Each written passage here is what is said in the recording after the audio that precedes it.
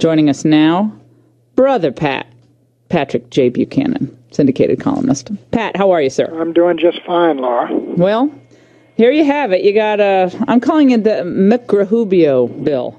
McCain, Graham, and Rubio. McRahubio bill. And now we find out that, boy, they're going to be apparently campaigning, if not arm in arm with Obama, they're campaigning on the same issues. Namely, that this is all going to make the country better. Everyone's going to be out of the shadows. We're going to know, as Lindsey Graham said, apparently we'll be better able to identify terrorists because of this.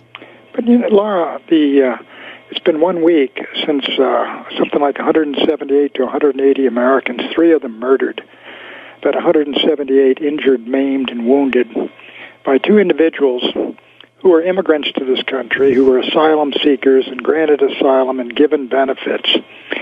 And they're newcomers to America. And the idea that we would right now be considering amnesty, a blanket pardon for 11 or 12 or 20 million or however many millions of illegal aliens are in the country, we would be considering a blanket pardon, is an act of madness. I mean, what the United States ought to do, or what Marco Rubio and the others ought to do, is say what we need to get into law is these enforcement mechanisms we're working on at the border. Get all the enforcement mechanisms and drop the amnesty till we find out who these folks are and who is in this country. I mean, this is ridiculous. Absurd that the United States should be thinking of an amnesty for 11 or 12 million people right now. Well, what they say is that there has never been a tougher border enforcement in place, if this is passed, that this would be the toughest ever. Well, that's fine. And that the triggers would actually be meaningful. They wouldn't just be benchmarks. They would be meaningful. And they are making this case that I think has been debunked in the media. But Laura, take a look. If they do have hard enforcement mechanisms, put them in place. Do we require an amnesty, a blanket pardon for 12 million people before we can put in place barriers on the border, new barriers, new ways to block out folks from breaking in? Why do we have to do an amnesty for 12 million people before we do the constitutional duty of the president, which is to defend the borders of the United States?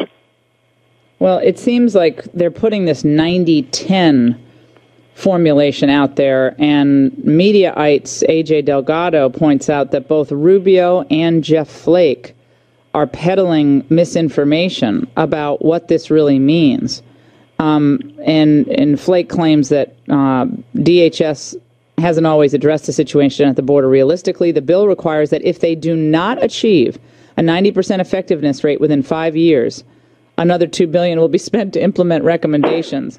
But what does this have to do with the amnesty? I mean, I can understand them saying that President Bush did not do an effective job on securing the border. There's no question he didn't. That maybe President Obama's doing better, and we can do much, much better than that. That's fine. Go to work on that. But why do you now have to even consider an amnesty for 12 million people who are here illegally when 2 guys who are here legally, immigrants, just did what they did in Boston? Well, I'm just trying to, give them not the benefit of the doubt, because I think that what I'm frustrated about is it Marco Rubio? I mean, I'm being so cynical here. Is it Marco Rubio, who I think has built up a lot of goodwill among conservatives? Well, Marco Rubio he's conservative, and he's Cuban-American. I think he's second generation. His parents came, I believe, just before Castro came into power, and he's considered to have great credibility. But given what has happened in this country in the last week, I think everybody would say, whoa, we got a lot of folks here who may be real problems in terms of the security of our own people, the security and safety of our own people. So let's go ahead with what enhances security, and let's put off this amnesty or this blanket pardon. That seems to be the natural, normal thing to do. Well, I think their argument is that once you have people registered, you'll know a little bit more about them. And so if there are people among the 11 million, which invariably there will be, who are anti-American, violently so, then at least we'll know more about them because of this registration process and so forth. If we got people working for the cartel, they're going to come in and register as such, right? No, I don't think they are either, but well, that's what they're arguing. Look, I think if people will think about it, I think they will say, and I think what Marco Rubio should say, in the wake of what happened in Boston, let's hold off on the amnesty portion of this and the blanket pardon portion of this, because what we're saying is we're not going to enforce existing law and send these folks back. And we're never going to enforce it because we're going to put them on a path to citizenship.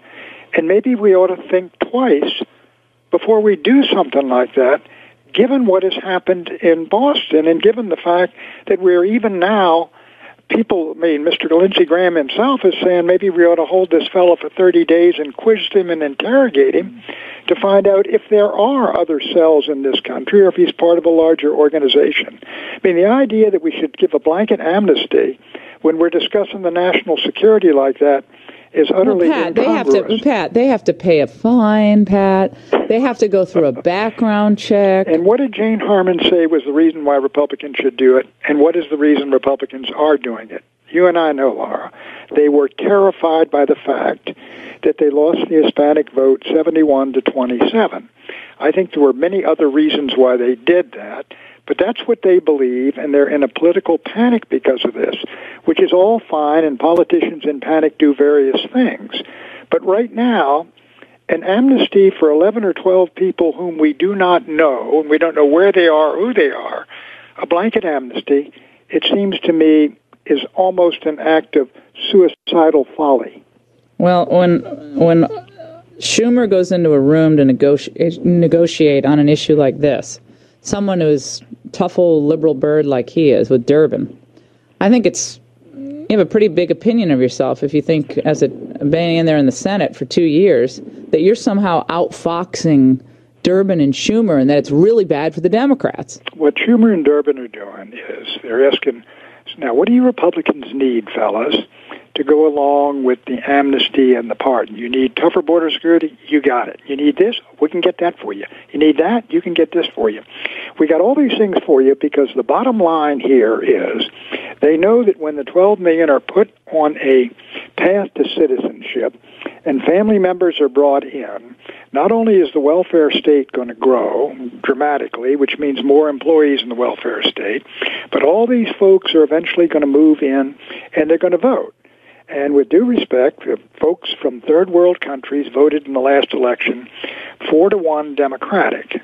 And when these folks are in the electorate, as they will be eventually and pretty soon, that will mean the end of the Republican Party as a presidential party, because that will mean the end of Colorado, Arizona, and Texas. Nevada as Republican states. Well, it could be Texas next. I mean, that's what they're going for.